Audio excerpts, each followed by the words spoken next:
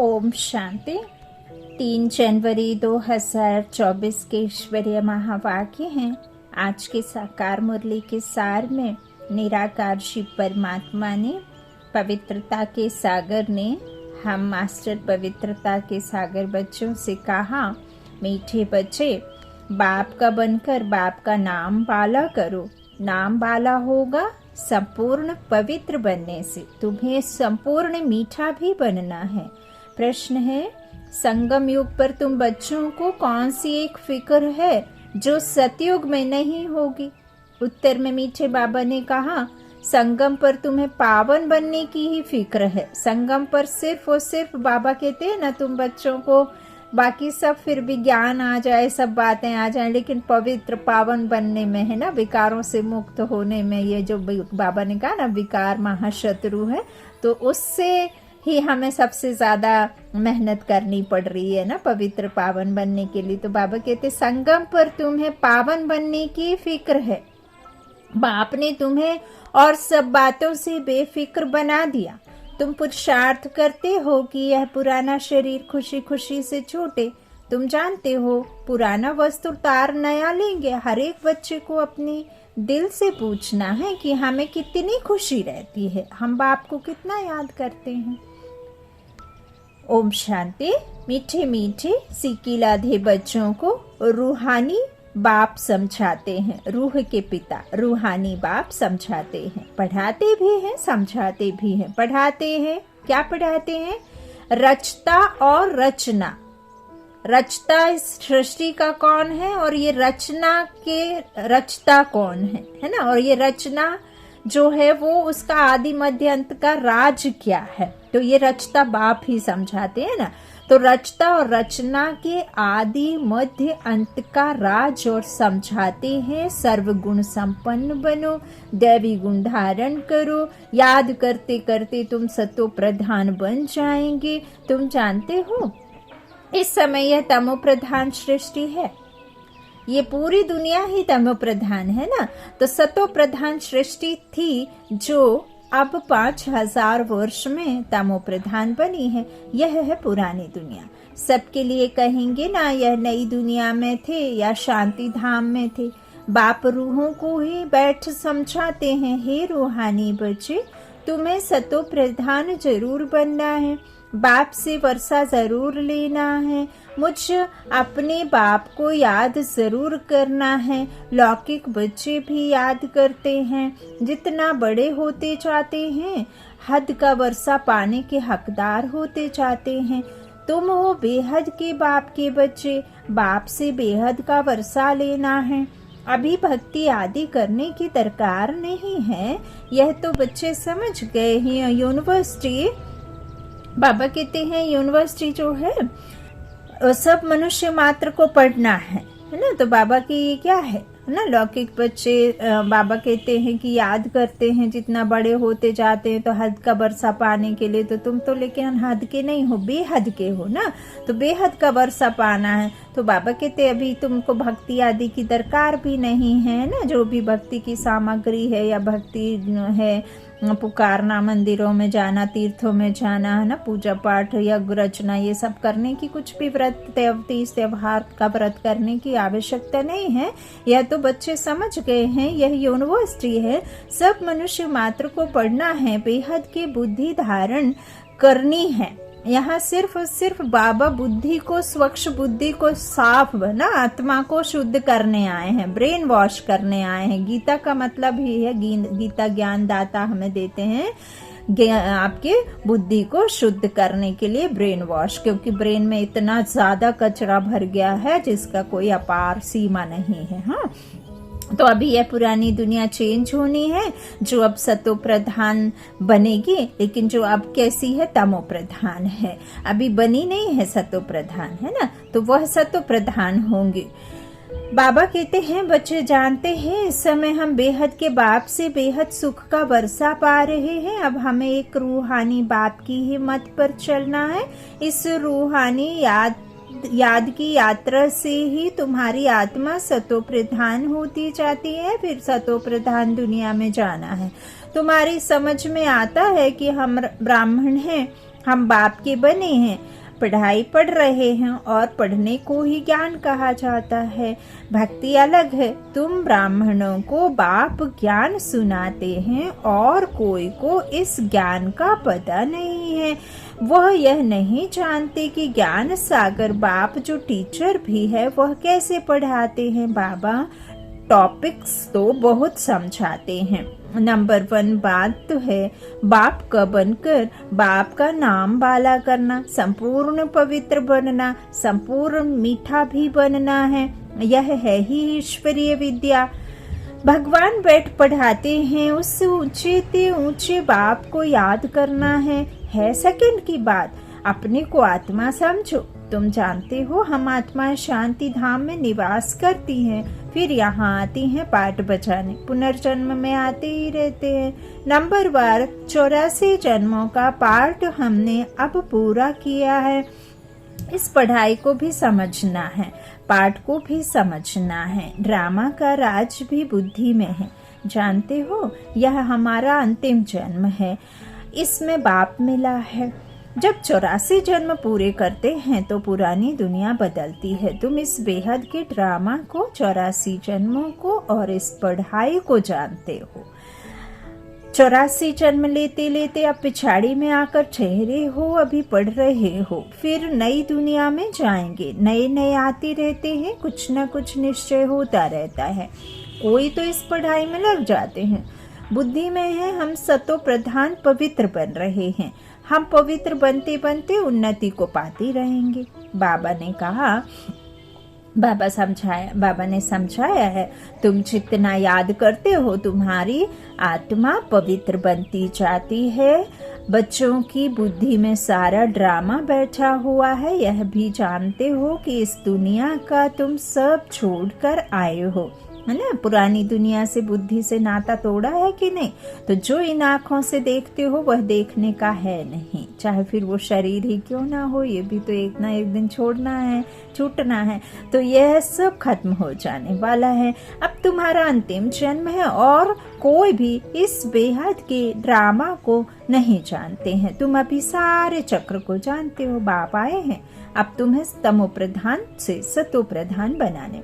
जैसे वह इम्तिहान 12 मास के बाद होता है, तुम्हारी याद की यात्रा भी अभी पूरी नहीं हुई है। बहुत कुछ याद रहता है कि बाबा कहते फिर पक्का होता जाएगा तो कुछ भी याद नहीं आएगा। एकदम आत्मा अशरीरी आई, अशरीरी जाना है। तुम सारे सृष्टि के मनुष्य मात्र के पाठ को जानते हो। बहुत मनुष्य बढ़ते जाते हैं, करोड़ों हो गए हैं।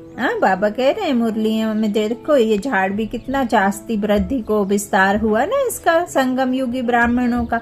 तो सतयुग में तो हम बहुत थोड़े हैं पुनर्जन्म लेते लेते। अभी देखो बाबा क्या कह रहे हैं कि मनुष्य मात्र के पाठ को तुम जानते हो। कैसे जानते हो? सतयुग में कितना छोटा झाड़ था, कितना छोटा झाड़ था। और बाबा कहते हैं अब देखो कलयुग में कितना है, करोड़ों है कि नहीं। और संगम युग पर भी बाबा ने जब ये शुरुआत की थी ओम मंडली के नाम से, तो कितने कम थे, 400-500 बाबा के बच्चे थे। अब देखो लाखों हो गए हैं ना। तो सब बिरादरी के आएंगे ना।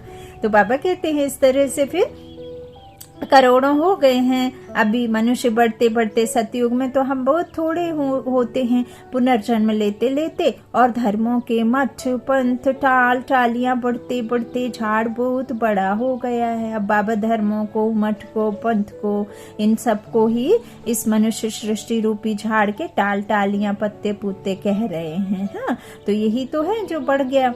तो बाबा कहते आदि सनातन देवी देवता धर्म ही प्रायः लोप हो गया है। हम ही देवी देवता धर्म में थे, सतो प्रधान थे।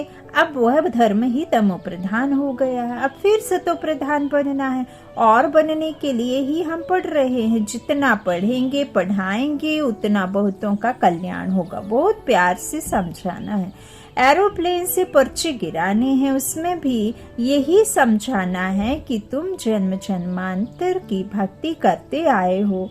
गीता पढ़ना भी भक्ति है। ऐसे नहीं गीता पढ़ने से कोई मनुष्य से देवता बनेंगे। ड्रामा अनुसार जब बाप आते हैं तभी आकर युक्ति बताते हैं सतो प्रधान बनने की, फिर सतो प्रधान पद मिल जाता है। तुम जानते हो इस पढ़ाई से हम यह बनने वाले हैं। यह है ईश्वरीय पाठशाला। भगवान पढ़ाकर तुमको नर से नारायण बनाते हैं। हम सतो प्रधान थे तो स्वर्ग था, तमो प्रधान बने तो नरक है, फिर चक्र को फिरना है। बाप ही आकर मनुष्य से देवता विश्व का मालिक बनाने का पुरुषार्थ कराते हैं। बाप को याद करना है और दैवी गुण धारण करने हैं। लड़ना झगड़ना नहीं है। देवताएं कभी लड़ते झगड़ते नहीं हैं। देवताएं हिंसक हो ना सके, है ना, लेकिन दिखा दिया है कि कहीं अकासुर को मारा, कहीं बकासुर को मारा, कहीं शूर्पणखा को, कहीं कुछ भी दिखाते हैं। तो बाबा कहते हैं देवताएं कभी लड़ते झगड़ते नहीं है, तुमको भी वही बनना है। तुम ही ऐसे सर्वगुण संपन्न थे, फिर बनना है श्रीमत पर। अपने से पूछना पड़े कि हमको कहाँ तक खुशी है, कहाँ तक निश्चय है। यह तो सारा दिन याद रहना चाहिए, परंतु माया ऐसी है जो भुला देती है। तुम जानते हो बाप के साथ हम विश्व के खिदमतगार हैं।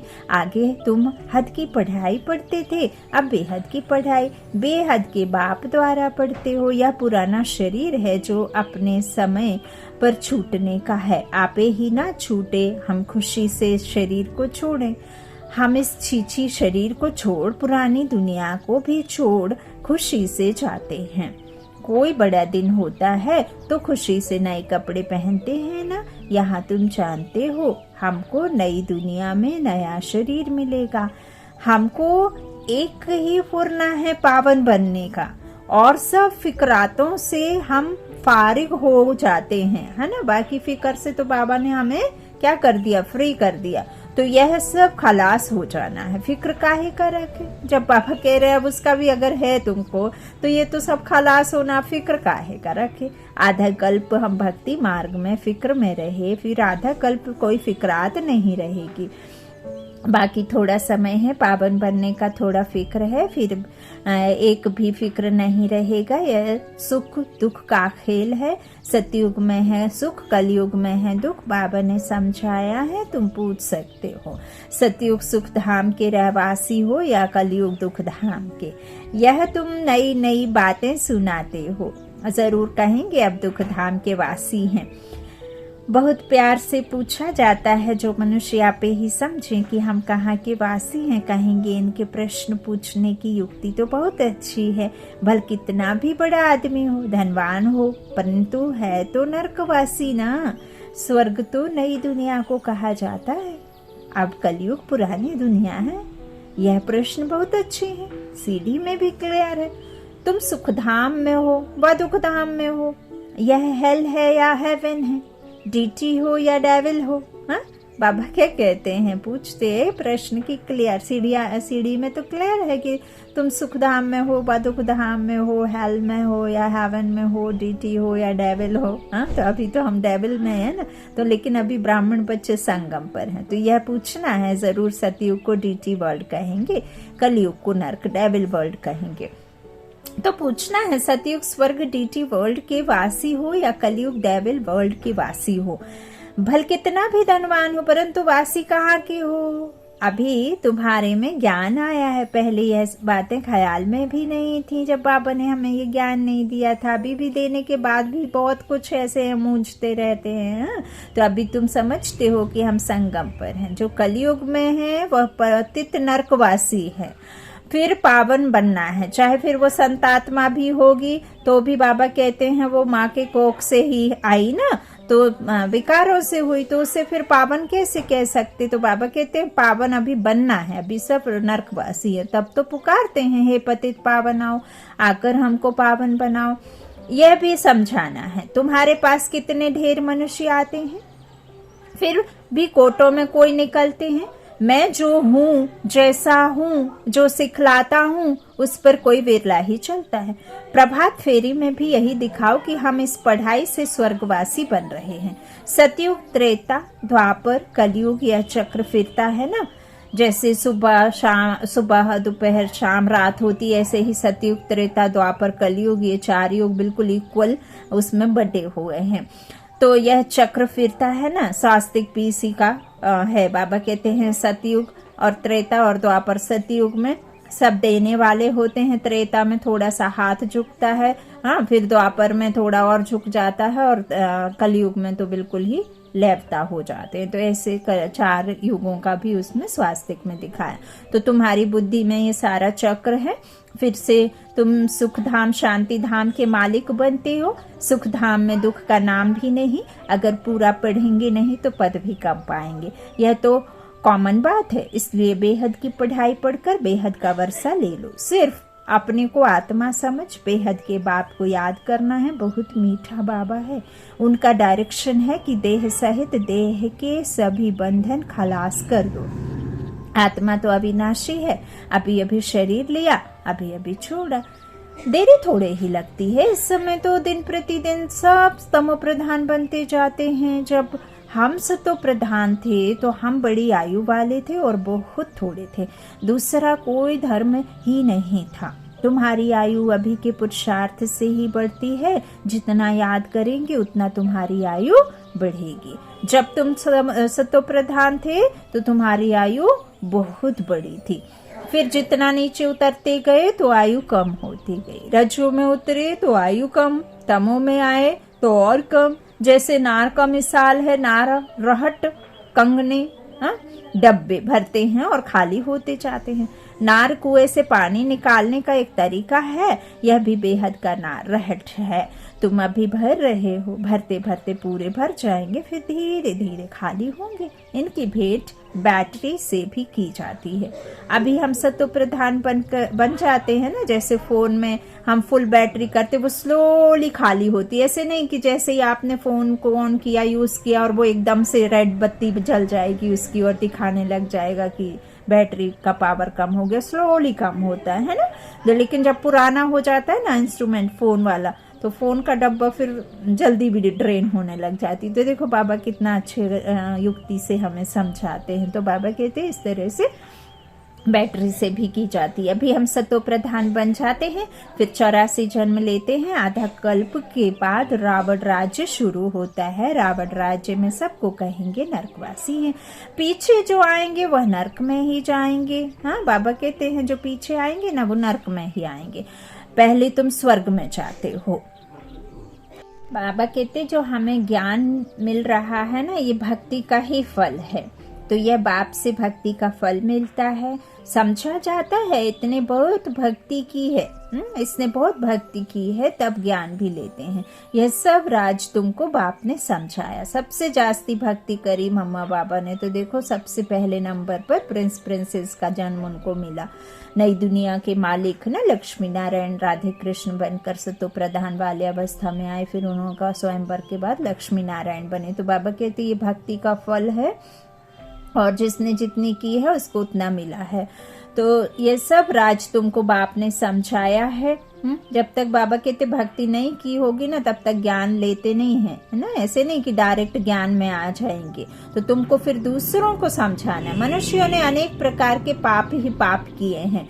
अब बाप आया है, तुमको ज्ञान दे रहे हैं। बाप जब आते हैं तभी आकर पढ़ाते हैं। इतना समय तो पता ही नहीं था। पापात्मा बनते ही गए। पुण्य आत्मा कैसे बनते हैं, फिर पापात्मा कैसे बनते हैं, बाबा नहीं बताया ना। कैसे सतयुग के निवासी होते हैं, कौन कलयुग के निवासी होते हैं, कुछ भी पता नहीं था। अब बाप ने समझाया है। बाप को क्षमा भी कहते हैं। उनमें लाइट भी है और माइट भी है। लाइट में आते हो अर्थात जगते हो तो माइट आ जाती है। तुम्हारी लाइफ भी बड़ी हो जाती है। तुमको वहां काल खा ना सके। खुशी से एक शरीर छोड़ दूसरा लेते हैं। दुख की कोई बात नहीं। जैसे एक खेल हो जाता है, सर्प का मिसाल। तुमने सतयुग से लेकर कलयुग तक पाठ बजाया, यह बुद्धि में बैठ गया है। बाबा तुम्हारा बाप भी है, टीचर भी है, सतगुरु भी है। यह सिर्फ बच्चे ही नंबरवार पुरुषार्थ अनुसार जानते हैं। पुनर्जन्म को भी तुमने समझा है कि तुम कितने जन्म लेते हो। ब्राह्मण धर्म में तुम कितने जन्म लेते हो। एक जन्म, कोई 2-3 जन्म भी लेते हैं। समझो, कोई शरीर छोड़ते हैं, वह संस्कार ब्राह्मणपन के ले जाते हैं। तो संस्कार ब्राह्मणपन के होने के कारण भी सच्चे सच्चे ब्राह्मण कुल में आ जाएंगे। ब्राह्मण कुल की आत्माएं तो वृद्धि को पाती रहेंगी। ब्राह्मण कुल के संस्कार तो ले जाते हैं ना, संस्कार आत्मा ले जाती है। जैसे ही शरीर बड़ा हुआ आत्मा उसके कर्म में आ जाती है। तो कुछ हिसाब किताब है तो 2-3 जन्म भी ले सकती है। एक शरीर छोड़ दूसरा लेंगे, आत्मा ब्राह्मण कुल से दैवी कुल में जाएगी, शरीर की तो बात नहीं। आत्मा जाती है दूसरा शरीर लेगी, पावन तन मिलेगा वहां तो। यहाँ तो पतित है। तो अब तुम बाप के बने हो, तुम ईश्वरीय संतान हो, फिर प्रजापिता ब्रह्मा की भी संतान हो, दूसरा तुम्हारा कोई संबंध है नहीं। बेहद के बाप का बनना कोई कम बात थोड़े ही है। तुम सुख धाम के मालिक बन जाते हो, सिर्फ बड़े बाप को तुमने पहचान लिया है तो भी तुम्हारा बेड़ा पार हो जाएगा। अच्छा, मीठे मीठे सिकीला दे बच्चों प्रति माता पिता बाप दादा का याद प्यार और गुड मॉर्निंग। रूहानी बाप की रूहानी बच्चों को नमस्ते। हम रूहानी बच्चों की रूहानी माता पिता बाप दादा को याद प्यार और गुड मॉर्निंग। धारणा के लिए मुख्य सार। पहला, बाबा ने कहा अपने आप से पूछो। क्या पूछो? पहला, हमें खुशी कहाँ तक रहती है। दूसरा, सर्वगुण संपन्न थे, अब श्री मत पर फिर बनना है, यह निश्चय कहाँ तक है। तीसरा, हम सतो प्रधान कहाँ तक बने हैं। दिन रात सतो प्रधान पावन बनने की फिक्रात रहती है। दूसरा, बेहद बाप के साथ विश्व की खिदमत सेवा करनी है, बाबा का सहयोगी आत्मा बन करके, बाबा का निमित्त चुना हुआ बन करके सेवा करनी है ना। तो खिदमत सेवा करनी है। बेहद की पढ़ाई पढ़नी और पढ़ानी है। देह सहित जो भी बंधन है उन्हें बाप की याद से खलास कर देना है। वरदान है मालिकपन की स्मृति द्वारा मन मना भव की स्थिति बनाने वाले मास्टर सर्वशक्तिमान भव। सदा यह स्मृति मर्स रूप में रहे कि मैं आत्मा का रावणहार हूँ। कर्मेंद्रियां कर्मचारी हैं। मैं इस शरीर की गाड़ी कौन हूँ? आत्मा, मालिक हूँ, विशेष आत्मा, मास्टर सर्वशक्तिमान हूँ। शेर का बच्चा शेर, सर्वशक्तिमान का बच्चा मास्टर सर्वशक्तिमान हूँ। तो इस मालिकपन की स्मृति से मन, बुद्धि और संस्कार अपने कंट्रोल में रहेंगे। मैं अलग हूँ और मालिक हूँ। आत्मा इस शरीर से अलग है और वो मालिक है, हार है। इस स्मृति से मनमना भव की स्थिति सहज बन जाएगी। यही न्यारेपन का अभ्यास कर्मातीत बना देगा। स्लोगन है, ग्लानि व डिस्टर्बेंस को सहन करना और समाना अर्थात अपनी राजधानी निश्चित करना। ग्लानि व डिस्टर्बेंस को सहन करना और समाना अर्थात अपनी राजधानी निश्चित करना। अव्यक्ति साइलेंस द्वारा डबल लाइट फरिश्ता स्थिति का अनुभव करो। साइलेंस अर्थात शांत स्वरूप आत्मा जब एकांत में रहती है तब मन बुद्धि की एकाग्रता का अनुभव होता है। उसी एकाग्रता से विशेष 2 शक्तियां प्राप्त होती हैं, एक परखने की और दूसरी निर्णय करने की। यही 2 विशेष शक्तियां व्यवहार और परमार्थ दोनों की सर्व समस्याओं को हल कर देती हैं। इससे सहज ही डबल लाइट फरिश्ता स्थिति बन जाती है। साइलेंस अर्थात शांत स्वरूप आत्मा जब एकांत में रहती है तब मन बुद्धि की एकाग्रता का अनुभव होता है। उसी एकाग्रता से विशेष 2 शक्तियां प्राप्त होती हैं, एक परखने की और दूसरी निर्णय करने की। यही 2 विशेष शक्तियां व्यवहार और परमार्थ दोनों की सर्व समस्याओं को हल कर देती हैं। इससे सहज ही डबल लाइट फरिश्ता बन जाती है। अच्छा, ओम शांति। शुक्रिया बाप दादा, शुक्रिया आप सभी भाई बहनों के स्नेह का प्यार का। ओम शांति।